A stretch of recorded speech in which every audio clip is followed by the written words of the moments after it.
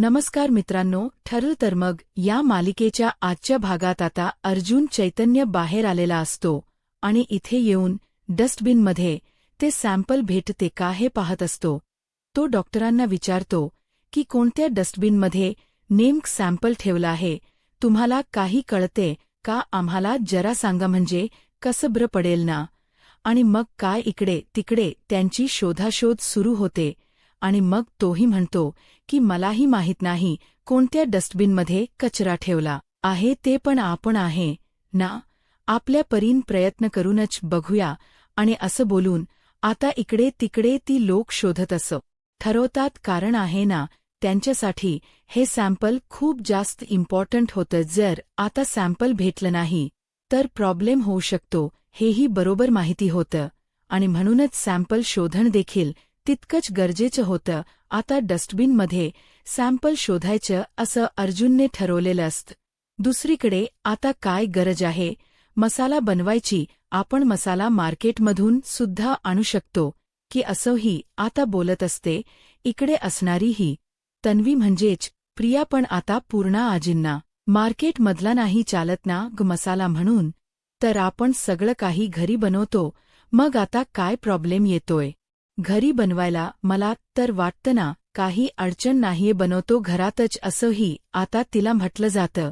आणि जेव्हा तिला या सगळ्या गोष्टी बोलल्या जातात ना, तेव्हा इकडे सायलीच्या डोक्यामध्ये विचार सुरू असतात. सायली आता म्हणत असते की एकदा कुसुम ताईला कॉल करून विचारायचं का, आणि म्हणूनच ना तिने आता कुसुमला कॉल केलेला असतो. आणि कुसुमला जेव्हा आता ती कॉल करते ना, तेव्हा आता विचारू लागते कुसुम ताईला की कुसुमताई, आता तू ठीक तर आहेस ना, ब्री आहेस ना, बरेच दिवस झाले आपली भेट झाली नाही, आणि मुळात ना तू आश्रमामध्ये सुद्धा खूप तू उशिरा आलीस, पण मला ना तुला एक प्रश्न विचारायचा आहे. बघ ना आपल्यासोबत त्या आश्रमामध्ये प्रज्ञा, त्याचसोबत दिवाणी आणि ज्योती या सुद्धा होत्या, आणि बघ ना यांचे सुद्धा काही कारणास्तव गाठोडी गाय झाली होती, बघितलंस ना, तुला आठवतं ना. मग आता तिकडनं सुद्धा हो असा आवाज येत असतो. मग आता गाठोड्यांचा विषय ही कुसुम जमूमुळे बोलते, ही गोष्टच ना आता ऐकायला आलेली असते इथे असणाया याला. आणि प्रिया मग विचार करते की ही लोक तर अक्षरशः आता त्या गाठोड्यापर्यंत पोहोचली आहे, म्हणजेच ना काही झालं तरी सुद्धा आता सावध राहायला हवं असाच विचार ना डोक्यामध्ये येत असतो. मग ती विचार करते की नाही काही झालं तरी सुद्धा बी सेफ असा विचार करूनच ती आता ठरवते की काहीतरी करायला हवं, नाही तर सगळंच हातातना निसटून जाईल. सगळंच एकदा का हातातना गेलं ना, मग माझ्या हातात तर काहीच राहणार नाही असाही विचार ना आता ती करत असते. आणि तिच्या डोक्यामध्ये विचार सुरू असतात आणि तिचं लक्ष असतं सायलीकडे. सायली फोनवर बोलत असताना तिच्या एक पायांवर असतो, म्हणजे पाय फोल्ड करून ती बोलत असते. त्याच वेळेला तिच्या पायावरच तुळशीपत्र सुद्धा आता दिसलेलं असतं. तुळशीपत्र दिसल्याबरोबर अजूनच प्रियाचा मूड ऑफ होतो, कारण ती विचार करते की पायावरच जर तुळशीपत्र जर या लोकांना दिसलं तर प्रॉब्लेम होऊ शकतो. माझाचा सगळाच खेळ संपला आतापर्यंत तर कोणाला तुळशीपत्र आठवत नव्हतं, पण आता जर तुळशीपत्र समजलं ना तर प्रॉब्लेम होऊ शकतो, हेही आता कळून चुकलेलं असतं. त्यामुळे आता टेन्शन चाललेलं असतं आणि कळत नसतं की काय करावं. पण आता जेव्हा ती फोनवर बोलत असते तेव्हा मात्र सायलीचं पूर्ण लक्ष फोनवर असतं आणि प्रियाचं तिच्या पायाकडे. मग इकडे दुसरीकडे आता डॉक्टर विचारे अर्जुन आणि चैतन्य आता ते सॅम्पल शोधायचा प्रयत्न न करत असतात. सगळीचकडे आता नुसता त्यांच्या कचऱ्याच्या डब्यामध्ये धिंगाणा सुरू असतो, कारण काही झालं तरी ते सॅम्पल हातात मिळवायचे होतं अर्जुनला, आणि यासाठी अर्जुन काहीही करायला तयार होता. तर दुसरीकडे मात्र आता अर्जुन, चैतन्य, त्यासोबत जोड कचरा टाकायला माणूस आलेला असतो तो, आणि बिचारे हे सगळेजण कचरा शोधत असतानाच तिथे त्यांना सॅम्पल भेटत का हे पाहत असतात. दुसरीकडे आता पाहायला मिळतं चैतन्य अर्जुनला म्हणतो की बघ आता तिने हे तन्वीच सॅम्पल मिळवलं असेल तर ख्यात तन्वीकडेच गेली असेल का, किंवा प्रतिमा आत्यांचा सुद्धा एखादा केस ती आणून देऊ शकते ना, काहीतरी गडबड असू शकते. एकदा ती प्रतिमा आत्यांना भेटली का आता येत्या काही दिवसांमध्ये, हेही जरा आपल्याला कळायला हवं ना. कारण आहे ना, ती काही करू शकते तिला जर केस हवा असेल हे दाखवण्यासाठी. मग आता अर्जुनही म्हणतो की हो, तुझं सुद्धा बरोबर आहे. एकदा प्रतिमा आत्याला कॉल करून बघायला हवा असा विचार करून ना, अर्जुन आता प्रतिमा आत्याला कॉल करायचं ठरवतो आणि त्याला दिला ना आता या सगळ्या गोष्टींची पडताळणी करायचं तो ठरवत असतो. म्हणूनच त्याने आता प्रतिमा आत्यांना कॉल केलेला असतो. प्रतिमा आत याला कॉल करून त्याला विचारायचं असतं की तुझी आणि त्यासोबत तन्वीची याआधी आता 2 दिवसाआधी भेट झाली आहे का, असंही विचारलं जातं. त्यावर आता ती म्हणत असते की हो, 2 दिवसाआधी झाली होती भेट. मग मी तुला सांगू का, ती ना घरी नव्हती आली, पण तिने ना मला बाहेर बोलवलं होतं. कुठे, कशासाठी, असंही आता अर्जुन विचारत असतो. त्यावर आता प्रतिमा घडलेली कहाणी सांगू लागते. प्रतिमा आता सांगत असते की खरं तर ना मी अशीच जात होते, पण अचानकपणे तिने फोन केला आणि अचानक फोन करून आहे मला तिने बोलवून घेतलं.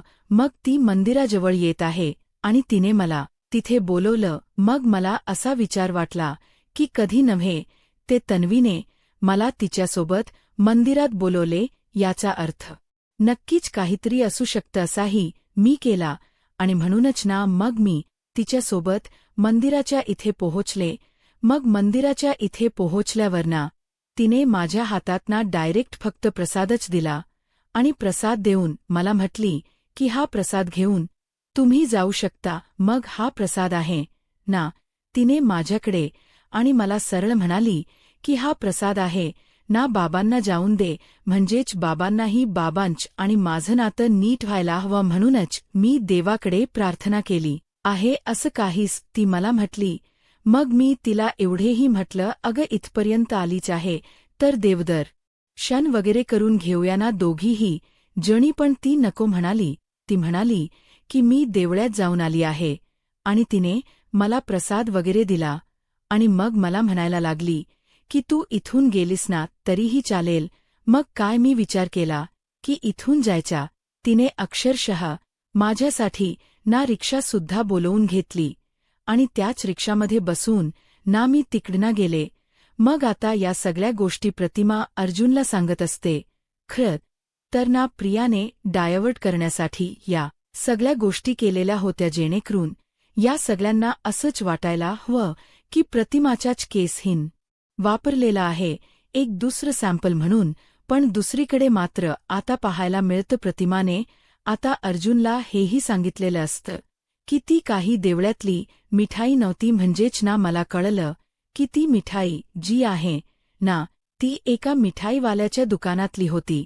कारण देवळ्यातलं जो प्रसाद असतो ना तो काहीसा वेगळाच असतो आणि आम्ही देवळ्यातला प्रसाद ओळखून आहे असं देखील आता प्रतिमाने म्हटलेलं असतं. प्रतिमा जेव्हा ही सगळं काही अर्जुनला सांगते तेव्हा अर्जुनही अगदीच बारकाईन विचार करत असतो. दुसरीकडे आता इकडे प्रियाच्या डोक्यामध्ये विचार सुरू असतात की काय करावं, कसं करावं. तीच आता डोकं काम करायचं बंद पडलेलं असतं. कारण तिला आता प्रिया सायलीच्या पायाखालची जी जन्मखून आहे तुळशीपत्राची ती दिसलेली असते आणि ती तुळशीपत्राची जन्मखून जेव्हा दिसते ना तेव्हा मात्र आता तिच्या डोक्यामध्ये विचार सुरू असतो की काही झालं ना तरी ही जन्मखून कायमची फुसायला हवी, मगच तर आपल्या मनासारखं होईल. म्हणून ती आता जेव्हा लोणचं बनवत असते तेव्हा लोणच्यासाठी काही गरम मसाले ती आता तव्यावर भाजत असते आणि तेव्हाच ना तिच्या लक्षात येतं की आपण या सगळ्याचा वापर करून घेऊ शकतो. म्हणजेच काय तर आपण आहे ना हात गरम तवा जर इथे ठेवला तर नक्कीच हिचा पाय भाजेल आणि पाय हिचा भाजला तर आपल्याला जे हव्य ना तेच भेटू शकतं असाही विचार ती करते. आणि गरम चांगला तवा आहे ना तो आता तिथं खाली ठेवते आणि जेव्हा ती गरम तवा ना खाली ठेवते ना तेव्हा आता ती बघत असते की सायली काय करते. तर सायली तिथे जाऊन बसलेली असते आणि बसूनच ती तिची काम करत असते, म्हणजे जसे की तांदूळ निवडण आणि हे सगळं काही. मग आता मुद्दामून ना जस ती तवाखाली ठेवते तस आता प्रिया मुद्दामून सायलीला हाक मारत म्हणत असते की मला ना जरा तू ती छोटी वाटी आणून देतेस का, असं बोलून ना तिला जागेवर ना उठवायचा प्रयत्न आता तिचा सुरू असतो. आणि म्हणूनच ना इकडे आता कल्पनापणा आणि त्याचसोबत विमलची चर्चा सुरू असते, त्यांची यादी वगैरे बनवणं सुरू असतं. तोपर्यंत इथे प्रियाने मुद्दा म्हणूनच ना सायलीला जागेवरून उठवलेलं असतं, का तर तिला आता ते हवं आहे म्हणून वाटी. पण त्याच वेळेत ना इकडे सायलीच लक्ष नसतं आणि सायलीचा नेमका पाय आहे ना आता त्या गरम तव्यावर पडतो. गरम तव्यावर तिचा पाय पडल्याबरोबर तिला जोरात चटका लागतो आणि ती कळवळू लागते. त्याच वेळेला आता कल्पना तिला सावरते. कल्पना बघते तर काय आता सायलीचा पाय पूर्णपणे भाजलेला नव्हता, नेमकं तुळशीपत्र होत ना तोच पाय भाजल्यामुळे आता त्याच्या पायात सालपटही निघालेलं असतं. पायात सालपट निघाल्यामुळे आता इकडे मात्र कल्पना सायलीला म्हणत असते की इथे आधी बस, इथे बस आणि शांत हो, असं बोलून आता तिला शांत केलं जात असतं. मग कल्पनाला प्रियाचा प्रचंड असा राग येत असतो आणि प्रियाला आता कल्पना ओरडत असते आणि म्हणत असते की काय तुला जरा पण समजत नाहीये का, तुला काय गरज होती ग हा सगळा खाली ठेवायची पसारा, तुला तर माहिती आहे ना इथे सगळ्यांची ढवळाढवळ सुरू आहे, मग तू काय मुद्दामून करतेस का आई, मला माहिती नव्हतं ग, मी सहज म्हणून खाली ठेवलं.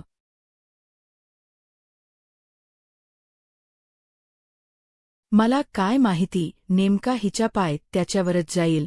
तो अगं मी तसं काही केलं नाही, सॉरी, हा जर काही त्रास झाला असेल तर अगं मी घाईघाईत काम करायला गेले आणि बघ हे सगळं असं होऊन बसलं, असं काहीच नाटक करतच ना.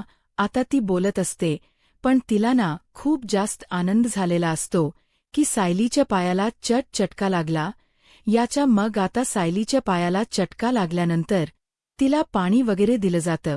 पण आता अश्विनला लवकरात लवकर घरी बोलवून घे, किवड तिला भाजले अक्षरशः, तीच सालपटही निघाले. असं व्हायला नको, आपण एक काम करूया पटकन आहे ना अश्विनला बोलूया आणि अश्विनकडन या सगळ्याबद्दल ट्रीटमेंट करून घेऊया, असंही आता बोललं जात असतं. जेव्हा आता या सगळ्या गोष्टी बोलल्या जातात ना तेव्हा मात्र अश्विनला बोलवण्यासाठी प्रिया फोन करायला जाते, तर दुसरीकडे मात्र आता अर्जुनला फोन करायचं काम कल्पना करत असते. पण अर्जुन येथे खूप मोठ्या कामामध्ये बिझी होता, म्हणजेच त्याला आता एवढं तर कळलेलं होतं की प्रतिमा आत्याला सुद्धा प्रिया ही भेटलेली होती. पण प्रतिमा आत्यांचा तोच केस जर वापरला असेल तर अशाही गोष्टी ना मनामध्ये येऊ लागलेले असतात चैतन्यामुळे. पण आता अर्जुनच या फोनवर सतत ना ममाचा कॉल येत असतो, पण तो काही रिसीव्ह करत नसतो, कारण जोपर्यंत त्याच्या हातात ते सॅम्पल भेटत नाही ना तोपर्यंत काही केल्या तो आता तिकडन हलणार नसतो आणि यासाठी त्याची खूप जास्त धावपळ सुरू असते. तो आता डॉक्टर विचारे यांना म्हणतो की मला जरा सांगा, जर ते सॅम्पल आपण शोधलं भेटलं तर हे कळू शकतं का की हे सॅम्पल आणि आधी आपल्याकडे ऑलरेडी जे सॅम्पल दिलं आहे ते सेम होतं ते. अच्छा, पण आता डॉक्टर विचारे म्हणतात की कधी काय असतं ना की DNA रिपोर्ट्समध्ये आई आणि मुलीचे जे केस असतात ते सेम सुद्धा येऊ शकतात, त्यामुळे ओळखणं सुद्धा थोडं कठीण आहे. पण आपण प्रयत्न करूया. आधीच्या ह्याच्यातला जर एखादा केस असेल तो आणि हा केस जर मॅच करून पाहिला तर आपल्याला काही गोष्टी कळू शकतात, असंही आता म्हटलं जातं. मग आता चैतन्य आणि अर्जुन पुन्हा एकदा या सगळ्याचा शोध घेऊ लागतात, कारण आहे ना त्यांना आता या सगळ्याचा शोध घेणं खूपच जास्त गरजेचं होतं. आणि म्हणूनच इकडे तिकडे का होई ना आता ती लोक शोध घेत असतात. मग आता अर्जुन म्हणत असतो की जरा मला सांगा ना त्यावर काही लिहिलेलं होतं का. मग आता प्रिया लिहिलेलं होतं, पण त्यास टिकी नोटवर अजून काही लिहिलेलं होतं का, जरा मी माझ्या ना त्या माणसाला विचारतो. म्हणजे काही गोष्टी कळतील म्हणजे आपल्याला ते शोधायला सुद्धा बरं पडेल असंही आता बोललं जात असतं. जेव्हा आता या सगळ्या गोष्टी बोलल्या जातात, आता चैतन्य आणि अर्जुन विचार करत असतात, कारण आहे ना, त्यांच्यासाठी आता ते सॅम्पल मिळवणंच खूप जास्त गरजेचं होतं आणि यासाठी ती लोक आता काही करायला तयार होते आणि म्हणूनच आता ते स्टिकी नोटवर काय नेमकं लिहिलेलं होत याचाच विचार ना त्यांना करायचा असतो. मग आता डॉक्टर बिचारे सांगतात की हो त्यावर स्टिकी नोट लिहिलेली होती आणि त्यावर लिहिलेलं होतं की प्रिया प्रिया आणि डोंट यूज असंही लिहिलेलं होतं आणि मग काय डोंट यूजही लिहिलेलं होतं म्हटल्यावर आता त्यांची शोधाशोध सुरू होते. कारण जर काय त्याच्यावर लिहिल हे थर थोडंफार कळलं ना तर पुढे ना शोधणसुद्धा एकदम सोपं जातं.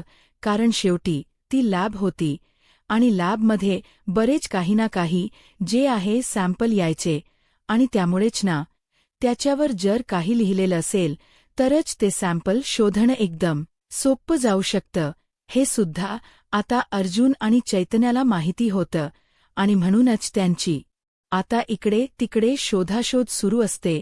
अर्जुनच्या फोनवर कंटिन्यू कल्पना कॉल करत असते, पण आता कल्पनाचा कॉल त्याला रिसीव्ह करायचा नसतो कारण तो शोधात असतो. पण तेवढ्यातच ना त्याला आता त्या डस्टबिनमध्ये नेमकं ते सॅम्पल सापडतं ज्यामध्ये प्रिया डोंट यूज असं लिहिलेलं असतं आणि म्हणूनच आता अर्जुन जेव्हा त्याच्या हातात ते सॅम्पल भेटत तेव्हा तो खूप जास्त खुश होतो आणि म्हणत असतो की बघा हे सॅम्पल आहे, ते भेटलं, खायनली भेटलं असं बोलून आता अर्जुन खूप जास्त खुश असतो.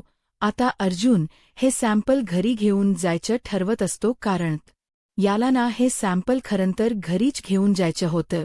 या सगळ्यावरून नंतर जर दुसरा केस भेटला या सेम व्यक्तीचा तर आपण त्या व्यक्तीपर्यंत पोहोचणं एकदमच सोपं होणार आहे. या गोष्टी देखील आता कळून चुकलेल्या असतात आणि म्हणूनच ना आता मात्र अर्जुन विचार करतो की आपण हा जर सॅम्पल घरी घेऊन गेला आणि नंतर ख्या तन्वीचा जर आपल्याला केस मिळाला तर आपण ना ते मॅच करू शकू. मग आता अर्जुन ते घेऊन जायचाच विचार करत असतो. दुसरीकडे मात्र आता सायलीच्या पायाला भाजलेलं असतं म्हणूनच आता अश्विन आलेला असतो आणि अश्विन तिच्यावर पायाला मलमपट ती करत असतो. तोपर्यंत कल्पनाने पुन्हा एकदा जेव्हा अर्जुनला फोन केलेला असतो ना तेव्हा अर्जुनने कॉल रिसीव्ह केलेला असतो आणि मम्मा एवढं काय झालं आहे, एवढी कॉल का करते. त्यावर आता कल्पना कडन कळलेलं असतं अर्जुनला की आता पाय भाजलेला आहे सायलीचा. मग आता सायलीचा पाय भाजला ही गोष्ट जेव्हा कळते ना तेव्हा तो आता सगळी काम सोडून घराकडे यायला निघालेला असतो. कल्पना आता अश्विनला म्हणत असते की खोलपर्यंत जखम आहे का हो, आरामाची खरंच खूप गरज आहे, खूप जास्त लागलेला आहे, जखम खूप झालेली आहे असंही आता म्हटलं जातं. मग दुसरीकडे आता प्रिया स्वतःवर मुद्दामून आळ घेत म्हणत असते की हे सगळं काही माझ्यामुळे होतंय ना, मला कळतं, सॉरी हा, त्यासाठी खरंच सॉरी. मी काय ना ते लोणच्याचा मसाला वगैरे बनवायच्या ह्याच्यामध्ये ना माझ्या लक्षातच नाही की मी काय कुठे सामान ठेवलं आहे. ते मी काय विचार केला की ओट्यावर सुद्धा सामान ठेवलं तर पुन्हा गिचमड होते आणि मग अचानकपणे हात लागतो म्हणूनच मी खाली ठेवलं होत. सायली म्हणत असते की अगं राहू दे, त्यात काय, तू पण घाईत होतीस आणि मी सुद्धा, आणि तसंही माझं लक्ष नव्हतं. तेवढ्यातच अर्जुन तिथे येतो आणि अर्जुन धावत पळत आल्यानंतर म्हणतो की काय झालं आहे बायको, बापरे केवढ ते लागले. आणि आता अश्विन म्हणतो की पूर्णपणे तुला आरामाची गरज आहे कारण जरा जरी हल्लीस, ती जखम ओली केलीस तर चिघळायची शक्यता आहे. त्यामुळे आराम कर, कुठेही हालचाल करू नकोस, जास्ती उभी राहू नकोस असं देखील आता अश्विनने सांगितलेलं असतं. अश्विन जेव्हा हे सगळं बोलतो तेव्हा कल्पनाही आता सायलीला म्हणत असते की सायली, कामाची काळजी करू नकोस, इथलं सगळं सांभाळायला मी आहे. आणि त्यासोबत प्रियाही म्हणत असते की हो सायली, तू काळजी करू नकोस, मी आहे ना, मी बघेन काय करायचंय ते, उगाच ना तू स्वतःला त्रास करून घेऊ नकोस असं देखील आता ती सुद्धा म्हणत असते. आणि जेव्हा ती हे सगळं काही बोलते ना तेव्हा सायली तर अवाकच होते, पण दुसरीकडे आता अर्जुनला सुद्धा कल्पनाने सांगितलेलं असतं की आता जरा ना घरात थांब 2 दिवस, कारण ना तुझ्या बायकोला लागलेला आहे आणि तुझी बायको ना असं सांगून सुद्धा आराम करणार नाहीये. मग चैतन्यही म्हणतो की काळजी करू नकोस अर्जुन, ऑफिसची जी काही काम आहे ना ती मी हँडल करायला तयार आहे, तू टेन्शन घेऊ नकोस, असं देखील आता म्हटलेलं असतं. आणि मग काय तो देखील म्हणतो की ठीक आहे, माझ्या बायकोसाठी ना मी काही देखील करायला तयार आहे, कारण बायकोच्या पायाला जर एवढं भाजलं असेल तर बायको, तुला आता आरामाची गरज आहे आणि मी आहे तुझ्यासोबत, आराम करून घे, नाहीतर पुन्हा तुला त्रास होऊ शकतो, कारण तुला त्रास झालेला मला जराही चालणार नाही, असंही आता म्हटलं जात असतं. असं बोलून अर्जुन तिची आता खूप जास्त काळजी घेत असतो. मग आता तिला रूममध्ये सुद्धा चालत तो पाठवत नसतो. तो म्हणत असतो की पायावर त्या जोर देऊ नकोस, जर त्या पायावर जोर दिलास तर पुन्हा त्रास होऊ शकतो. मी रूमपर्यंत कसं जायचं आहे मला जरा सांगाल का? हो, मला कळते तुला जरा त्रास होतोय, रूमपर्यंत जायचं आहे तुला, पण थांब ना, थोडं थांब, मी तुला घेऊन जाणार आहे ना. मग काय अर्जुनला रोमॅन्टिक व्हायला काही कारण लागत असतात का, असं चैतन्य म्हणतो. त्यातच त्याला हा एवढा चान्स भेटलाय तर तोही चान्स तो सोडत नसतो. मग काय अर्जुनने आता सायलीला उचलून घेतलेलं असतं आणि सायलीला उचलून घेऊनच तो आता रूममध्ये जायला निघालेला असतो, कारण आहे ना त्याला सायली खूपच जास्त गरजेची असते.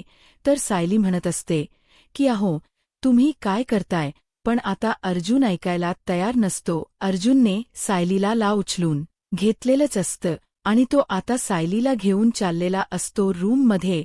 मग चैतन्याला तो म्हणतो की चैतन्य, जरा खोलीच दार उघडशील ना, असं बोलून चैतन्यला तो दार उघडायला म्हणून वर घेऊन जातो. इकडे मात्र आता प्रिया खूप जास्त खुश असते.